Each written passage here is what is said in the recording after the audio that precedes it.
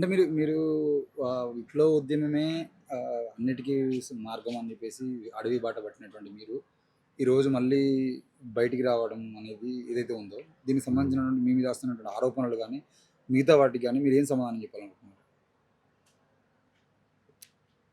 అదే ఇప్పటికి గూడా విప్లవోద్యమమే అన్ని సమస్యలకు పరిష్కారం అనేది ఉంది.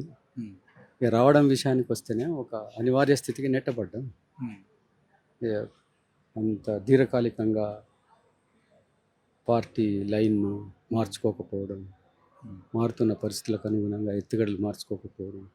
అదే సమయంలో మొత్తంగా కగారు ఆపరేషన్ ప్రభుత్వం చేపట్టడంతో ఈ స్థితికి రావాల్సొచ్చింది. ఇప్పటికి గూడా వేరే పద్ధతుల్లో అదే ఆశయాన్ని ముందుకు కొనసాగించడం అనేది జరుగుతది.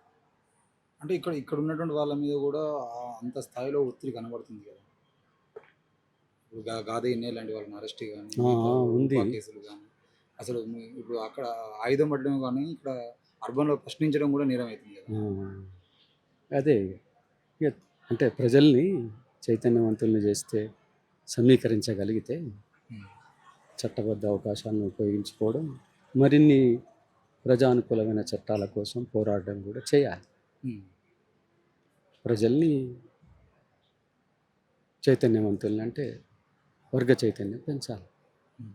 రకరకాల సమస్యలపై ఆర్థిక, రాజకీయ సమస్యలు, సామాజిక సమస్యల మీద ప్రజలు స్పందిస్తారు, పోరాడతారు. హ్మ్. వాటితో పాటు ఉండి వాళ్ళని ఎడ్యుకేట్ చేయాల్సిన అవసరం ఉంది. ఇక ప్రజాశక్తి ముందు ఏది కూడా నిలవడం కష్టం. మీరెన్ని సంవత్సరాలయింది పోయి? 40 సంవత్సరాలు అవుతుంది. 40 సంవత్సరాలు. హ్మ్. ఈ 40 సంవత్సరాల తర్వాత వచ్చారు కదా! ఇప్పటివరకు ఇంటికి పోలేదు. ఆ, అంటే ఇక్కడ ఈరోజు ఆశన్న వాళ్ళ మిగతా వాళ్ళని అమరుల కుటుంబాలను కలవడం జరిగింది. ఆ. మీ ఇంటి వాళ్ళకెళ్ళి మీ ఇంట్లో వాళ్ళని కలవాలనే ఆలోచన ఇంకా రాలేదా? ఆహా, కలిసినాం. ఇక్కడికొచ్చారా వాళ్ళు? ఈ సందర్భంగానే కలిసినాం. ఇక్కడ లేరు ఇప్పుడు. హ్మ్. ఈ సందర్భంగానే మా దగ్గరి చుట్టాలను, హ్మ్. కుటుంబాన్ని కలిసినాం. ఇంతవరకు అయితే ఈ 40 సంవత్సరాల్లో మధ్యలో కలవలేదు. హ్మ్. మీదెక్కడన్నా ప్రాపర్? పల్లగుట్ట, ఎక్కడ? జనగాం డిస్ట్రిక్ట్. జనగామ. ఇప్పుడు మిగతా వాళ్ళు ఇంకా అడవిలో ఉన్నటువంటి అంటే ఇంకా పూర్తిగా నక్సలిజం అంతమైందనేది పార్టీ అంటే అమిత్ షా గాని మిగతా వాళ్ళని ప్రకటించలేదు. అంటే ఇంకా పార్టీ ఉంది గదా! ఆ ఉన్న వాళ్ళకు మీరు ఏం చెప్పదలుచుకున్నారు? ఇక తెలుసు, ప్రభుత్వం నుంచి అప్పీల్ చేయడం, మా నాయకత్వం నుంచి కూడా అప్పీల్ చేయడం అనేది ఉంది. హ్మ్. మళ్ళీ నేను కొత్తగా అప్పీల్ చేయాల్సిన అవసరం లేదు. హ్మ్. ఇప్పుడు మీరు లొంగిపోయిన తర్వాత దాదాపు 6 నెలల తర్వాత దేవ్‌జీ వాళ్ళు లొంగిపోయారు. హ్మ్. వాళ్ళని కలిసి వాళ్ళతో మళ్ళీ ఏమన్నా చర్చ జరిపే అవకాశాలుంటాయా? అంటే ఇక అది అవసరం కూడా, కానీ హ్మ్. వాళ్ళు ఎట్లా స్పందిస్తారనేది చూడాలి. అంటే మీరు లొంగిపోయినప్పుడే వీళ్ళు గూడా లొంగిపోయి ఉంటే ఈ 6 నెలల్లో జరిగినటువంటి ఆ నష్టం పార్టీకి నష్టం ఉండేది గాదు గదా! అని చాలామంది అంటున్నారు. సో, మళ్ళీ అంటే ఇద్దరు వేరువేరుగా మార్గాలు ఎన్నుకునే వాళ్ళు మళ్ళీ కలిసేటువంటి అవకాశాలు భావజాలం ఒకటే గదా! అనేది ప్రజల్లో ఉన్నటువంటి ప్రశ్న. అవును, సరే అయింది అది. వాళ్ళు ఒకవేళ ఆ స్పేస్ ఇస్తే మీరు కలవడానికి సిద్ధంగా ఉన్నారా? సిద్ధం. మీరు సిద్ధంగానే ఉన్నారు.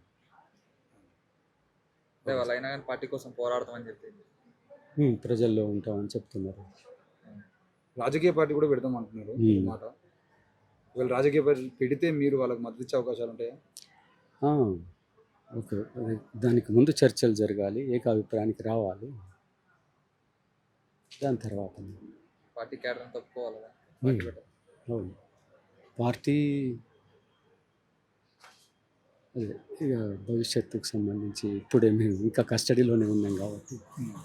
పూర్తిగా చెప్పాలి.